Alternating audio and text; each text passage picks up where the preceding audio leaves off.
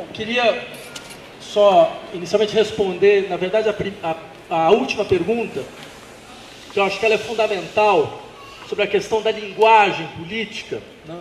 E é difícil não lembrar, a Marina lembrou do Lavoisier, é difícil não lembrar, dentro desse contexto, do Rousseau, nos seus últimas páginas dos Ensaios sobre a Origem das Línguas, falava: o nosso problema político fundamental é que nós não temos uma linguagem. Não temos uma linguagem porque a linguagem que nós usamos é uma linguagem que nos separa, é uma linguagem que fala dos nossos interesses, que fala das nossas posições, que fala dos nossos lugares, uma linguagem que não explode os lugares, que não explode as posições, que não cria aquilo que em última instância nos parece impossível, que parece impossível à nossa imaginação, que é a possibilidade mesmo de uma fala que implica todos, que todos possam falar, que todos sintam de uma certa forma parte dessa fala.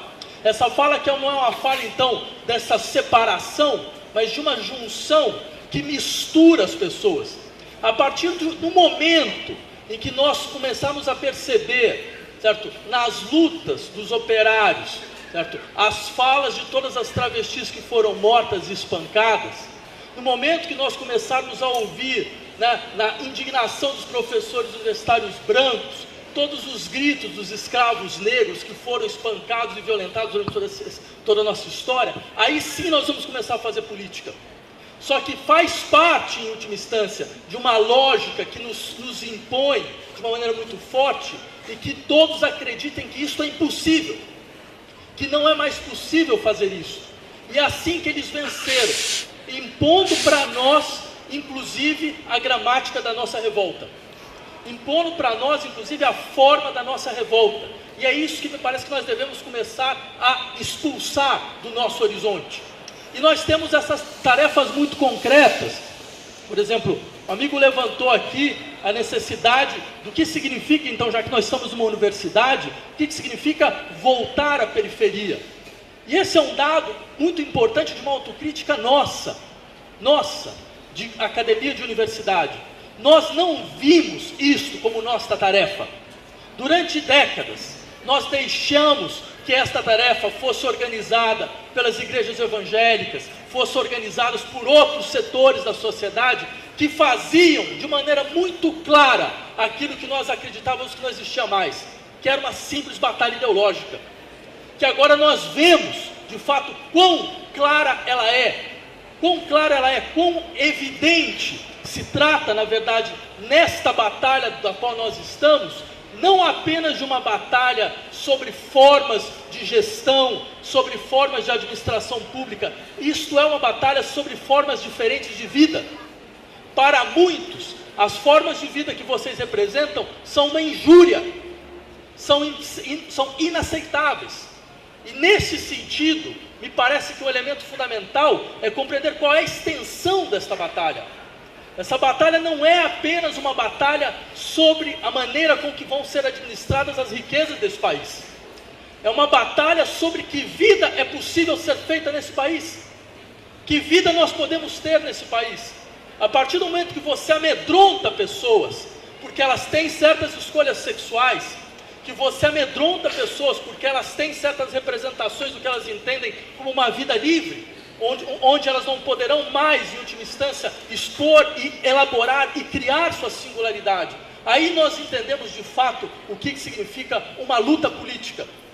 A luta política, ela é, antes de mais nada, uma luta sobre formas diferentes de vida. E essas formas de vida, elas se organizam a partir de afetos.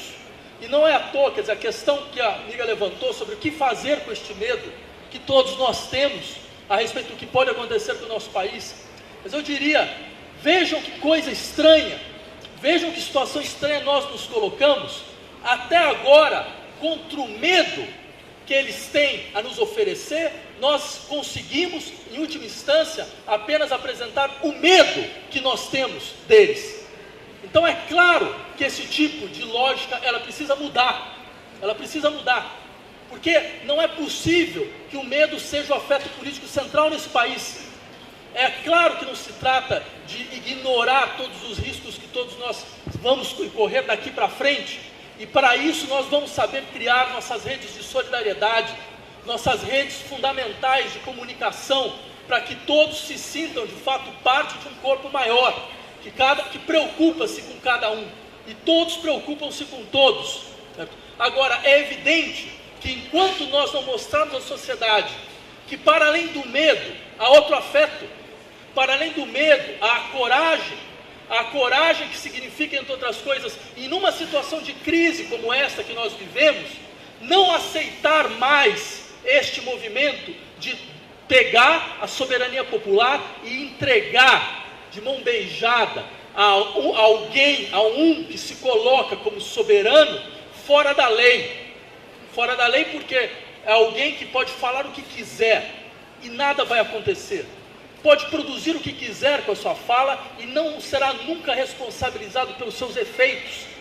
Agindo, na verdade, não exatamente como um presidente. Lembra como, por exemplo, o senhor Bolsonaro agiu diante da morte do Moa do Catendê, quando ele foi colocado, se confrontado com as consequências da sua própria palavra? Sequer hipócrita ele pôde ser, porque existe essa hipocrisia tradicional, né, que consiste em dizer, não, eu sinto muito pela família, isso foi inaceitável, eu espero poder ir lá, falar com ele, com a sua família, coisa desse tipo. Não, a única coisa que ele falou foi, não, mas espera aí, quem levou uma facada fui eu. Ou seja, agindo como um chefe de gangue, como um chefe de milícia, e não como um presidente.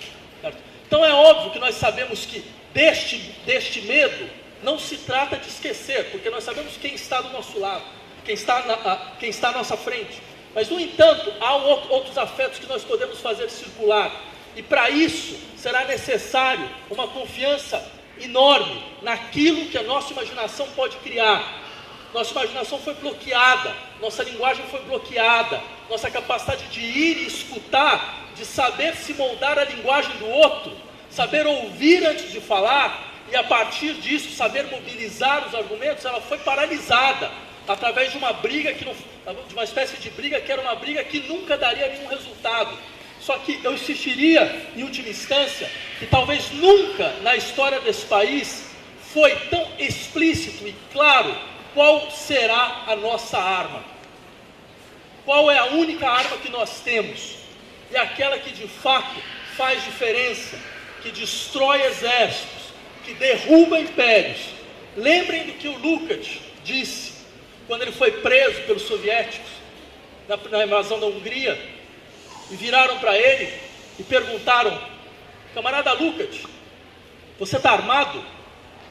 Ele tira uma caneta, mostra. Essa é a nossa arma.